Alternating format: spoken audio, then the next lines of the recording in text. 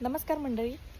आमचे सोनचाफ्याचे व्हिडिओ बघून खूप साऱ्या मंडळींना हा प्रश्न पडला किंवा खूप साऱ्या मंडळींनी हा प्रश्न विचारला आहे आणि तो एक जनरली असलेला गैरसमजसुद्धा आहे की सोनचाफ्याला साप येतात का? हो, खूप साऱ्या ठिकाणी हा गैरसमज आहे की सोनचाफ्याला साप येतात का? म्हणून याच्यासाठी खूप सारी लोकं चाफ्याचं झाड लावत पण नाही. पण आमचा प्रॅक्टिकल एक्सपिरियन्स मी तुम्हाला सांगते.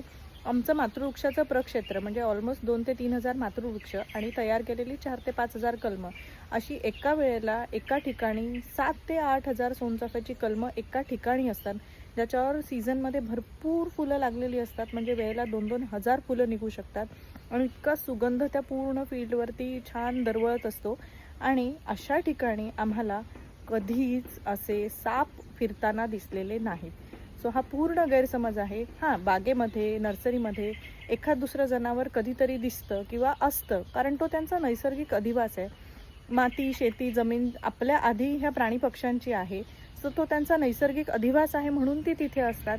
पण एवढी सगळी सोनचाफ्याची फुलं आहेत किंवा झाडं आहेत म्हणून तिथे सापच फिरत असतील असं अजिबात नाही आहे. त्याच्यामुळे हा गैरसमज आहे.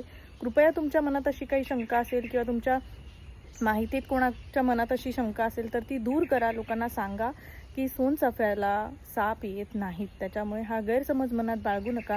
इतकं सुंदर सुगंधी वरदान देवाने आपल्याला दिले तर त्याचं एक तरी झाड जर तुमच्याकडे जागा असेल कुंडीमध्ये, जमिनीमध्ये नक्की लावा. तुम्हाला खूप आनंद मिळेल.